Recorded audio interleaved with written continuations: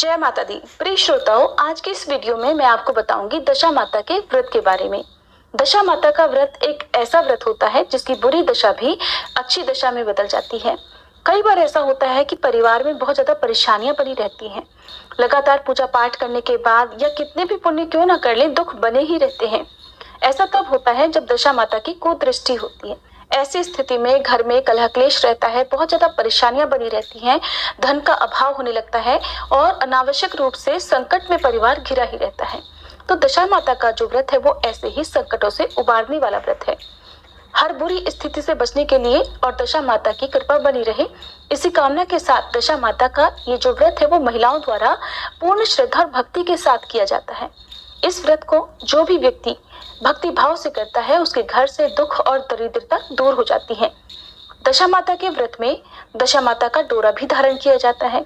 तो दशा माता का डोरा धारण करने के नियम क्या हैं? दशा माता को किन वस्तुओं का भोग लगाया जाता है? क्या क्या नियम होते हैं? व्रत कब से कब तक किया जाता है?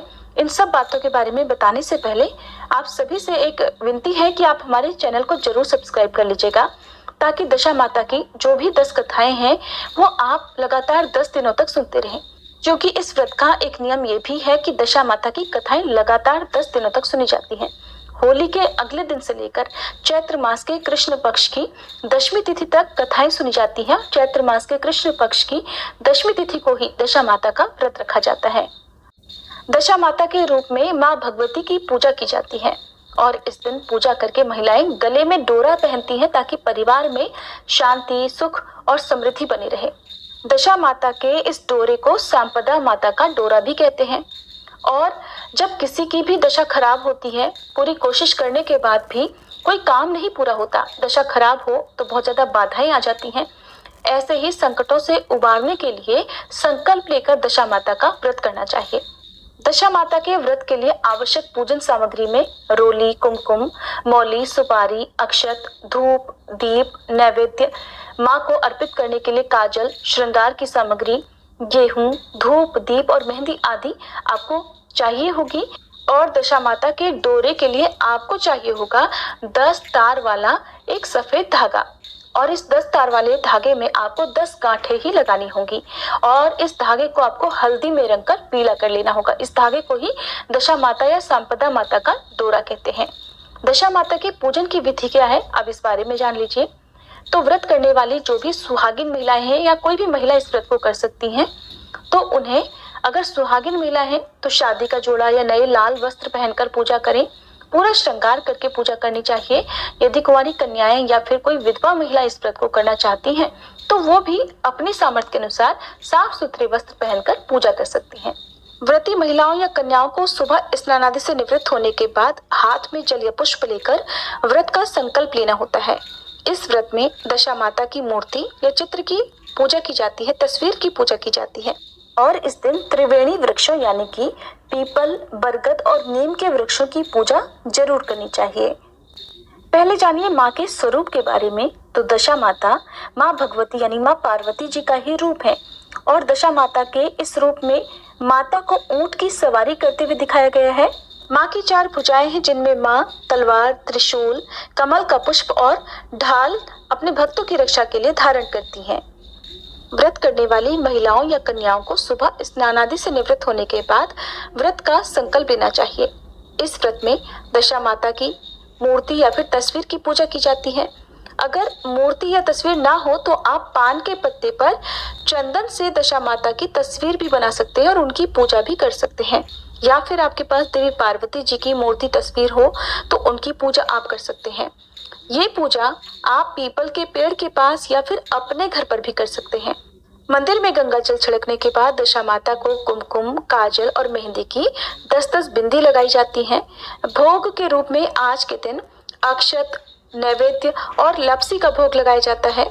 सूत का धागा बांधकर अपने और अपने परिवारजनों के सौभाग्य और मंगल की कामना की जाती है और पीपल के पेड़ की 7 या 11 बार परिक्रमा की जाती है। आज के दिन पीपल को लाल चुनरी भी चढ़ाते हैं। 10-10 गेहूं या फिर धान की ढेरी पास में सजाई जाती है। हलवे, लड्डू, लापसी या फिर मीठे पुओं आदि का भोग 10 ढेरियों के पास रखा जाता है।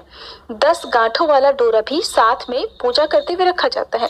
दशा माता के डोरे का पूजन भी अक्षत पुष्प आदि से किया जाता है। धूप दीप जलाई जाती है। फिर अगर आप पहले से ही इस व्रत को रखते आ रही हैं और आपके पास अगर पिछले साल का डोरा हो तो उसे भी आपको पास में ही रखना होता है। फिर हाथ में गेहूं के 10 दाने लेकर दशा माता की कथा सुनी जाती है। आज के दिन राजा नल और रानी दमयंती वाली दशा माता की कथा पढ़ी या सुनी जाती है। कहानी पीपल के पेड़ की पूजा के बाद भी आप कर सकते हैं, यानी पढ़ या सुन सकते हैं। और आज के दिन जो लोग पूरे 10 दिन तक कहानियां नहीं सुन पाए हों वो लोग लगातार 10 कहानियां भी आज की पूजा में सुन सकते हैं। यदि आप नियम पूर्वक 10 कहानियां सुनते आए हैं तो भी कहते हैं कि आज के दिन ये सारी कहानियां एक बार फिर से सुननी चाहिए। पूजा करने और कथा सुनने के बाद महिलाएं दशा माता का जो आपने नया डोरा पूजा है, या यदि आप पहली बार इस व्रत को कर रही हैं तो जिस डोरे की आपने पूजा की है उस डोरे को आपको श्रद्धा के साथ दशा माता से प्रार्थना करते हुए अपने गले में धारण करना चाहिए। इस डोरे को आपको शरीर के ऊपरी हिस्से में, जैसे कि गले में ही धारण करना चाहिए। गले में धारण करना यदि आपके लिए संभव नहीं है और इस डोरे को आप पहनना ही चाहती हैं तो आप इसको अपनी बाजू में भी पहन सकते हैं और फिर पूरे साल भर इस डोरे को गले में या बाजू में धारण करना चाहिए। यदि पूरे साल भर आप इस डोरे को नहीं पहन सकती हैं तो आप इसको 24 घंटे तक पहनने के बाद भी श्रद्धा के साथ में और पूरे सम्मान के साथ में उतार कर किसी डिब्बे में सुरक्षित जगह पर रख सकती हैं। और जब अगले साल आप इस व्रत को करेंगे तो फिर से इस डोरे को आपको अपने पास रखकर और उनका विसर्जन करना चाहिए। पुराने डोरे का विसर्जन आप बहते जल में कर सकते हैं। बहते जल में कर पाना संभव ना हो तो आप किसी भी पवित्र वृक्ष के नीचे, जैसे पीपल, बरगद या नीम के पेड़ की जड़ के पास में ही गड्ढा खोदकर उसमें दबा सकते हैं, या अपने ही घर के किसी पवित्र पौधे के जड़ में आप गड्ढा खोदकर वहां पर भी इस धागे को दबा सकते हैं। आज के दिन पूजा करने के बाद पीपल के पेड़ की छाल भी आशीर्वाद रूप में अपने घर पर लाई जाती है और किसी लाल कपड़े में बांधकर घर में सुरक्षित जगह पर, पवित्र जगह पर रख दी जाती है। ऐसा करने से एक तो घर में सुख समृद्धि बनी रहती है और धन का भाव नहीं रहता।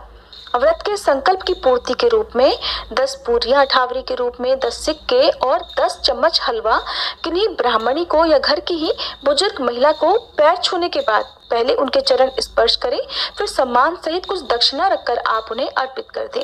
दशा माता की विधि पूर्वक पूजा करने से दशा माता की कृपा सदैव बनी रहती है। दशा माता व्रत के कुछ जरूरी नियम भी हैं जिनका आपको ध्यान रखना है, जैसे कि इस व्रत को जब तक आपका शरीर आपका साथ दे रहा है, जब तक भी आपकी शारीरिक क्षमता है, तब तक आप इस व्रत को कर सकते हैं। इस व्रत का उद्यापन नहीं किया जाता है। दशा माता की पूजा पीपल के पेड़ की छांव में करना बहुत शुभ माना जाता है। घर में इस व्रत के दिन विशेष रूप से साफ सफाई की जाती है। साथ ही सफाई से जुड़े हुए और खासकर घर में लगाने वाली झाड़ू आज के दिन खरीदना बहुत ही शुभ माना जाता है। ऐसा करने से घर में माँ लक्ष्मी जी का स्थायी वास बना रहता है। भूले से भी पुरानी झाड़ू इस समय ना फेंके। आप व्रत के दिन पुरानी झाड़ू घर से बाहर ना फेंके। दशा माता का व्रत करने वाली महिलाएं दिन भर में केवल एक बार ही अन्न का सेवन करती हैं और इस व्रत में नमक का सेवन नहीं किया जाता है। ऐसी मान्यता है कि दशा माता व्रत को विधि विधान, सच्चे मन, पूरी श्रद्धा और भक्ति भाव से करने पर 1 साल के अंदर ही आपके परिवार में, आपके जीवन में जो भी दुख या समस्याएं आ रही हैं वो सब दूर हो जाती हैं। अब जानिए कि दशा माता का डोरा कब खोला जाता है। यदि आप पूरे साल भर इस डोरे को गले में नहीं पहन पाती हैं तो इसके लिए वैशाख मास के शुक्ल पक्ष में किसी भी शुभ दिन पर, जैसे कि अक्षय तृतीया या फिर वरद चतुर्थी के दिन, सोमवार के दिन या फिर दुर्गाष्टमी के दिन जिस दिन बगलामुखी जयंती मनाई जाती है, या फिर आप मोहिनी एकादशी जो कि वैशाख शुक्ल पक्ष की एकादशी होती है उस दिन, या परशुराम द्वादशी के दिन भी इस डोरे को गले से खोलकर विधि विधान और सम्मान के साथ पीपल के पेड़ की जड़ में दबा सकते हैं। इस बात का आप ध्यान रखें कि जिस दिन भी आपको ये डोरा खोलकर रखना होगा उस दिन आपको एक बार फिर से व्रत करना चाहिए। एक समय ही अन्न को भी बिना नमक का ग्रहण करना चाहिए और उस दिन राजा नल और दमयंती की कहानी भी आपको जरूर सुननी चाहिए। अब जानिए कि इस व्रत के दिन आपको कौन कौन से ऐसे काम हैं जो भूल कर भी नहीं करने चाहिए, क्योंकि ऐसा करने से आपकी दशा बिगड़ भी सकती है। अच्छे दिन भी बुरे दिन में बदल सकते हैं। तो आज के दिन आपको खास तौर पर घर का पैसा जहां तक हो सके खर्च करने से बचना चाहिए। किसी को भूल कर भी उधार या कर्ज तो बिल्कुल ना दे। और आपकी आवश्यकता की जो भी वस्तुएं हैं, पूजा सामग्री की हो या घर के आवश्यक खर्चों की हो, यदि ऐसी वस्तुएं हैं तो आप एक दिन पहले ही खरीद कर रख लें, क्योंकि आज के दिन किसी भी प्रकार से आपके घर का 1 रुपया भी घर से बाहर नहीं जाना चाहिए। और भूले से भी आज के दिन आप अपने घर से किसी को भी किचन से जुड़ी कोई सामग्री उधार ना दे। जैसे आप हल्दी या दूध दही आज के दिन भूले से भी किसी को उधार न दें। और ना ही गलती से अपने घर की झाड़ू किसी दूसरे को देनी चाहिए। आपको जो वस्तुएं केवल दान में देनी है उन्हीं का आप दान दे सकते हैं। और ध्यान रखें कि घर में कचरा ना हो, कोई भी टूटी फूटी बेकार चीजें आपके घर पर ना पड़ी हो, क्योंकि टूटी फूटी चीजें चाहे वो प्लास्टिक का कबाड़ हो कुछ भी हो, ये दुर्भाग्य को घर में लेकर आता है। ऐसी चीजें घर में पड़ी होने से घर की सकारात्मक ऊर्जा भी, शुभ शक्तियां भी अशुभ शक्तियों में बदल जाती हैं और तभी दुर्भाग्य घर में बना रहता है। परिवार के सदस्यों को चाहे वो शारीरिक रूप से हो, मानसिक रूप से हो या आर्थिक रूप से हो, समस्याओं का सामना करना पड़ता है। और अगली सबसे विशेष बात कि भूल कर भी दशा माता के डोरे का अपमान न करें। किसी दूसरे के गले में पड़े हुए दशा माता के डोरे को देखकर टोके नहीं। और यदि डोरा किसी तरह से खुल जाए, टूट जाए, तो आप ऐसी दशा में उस डोरे को या तो नदी में विसर्जित कर दें। यदि खुल गया है तो आप उसे फिर से पहन सकते हैं, उसमें गांठ लगाकर भी आप पहन सकते हैं।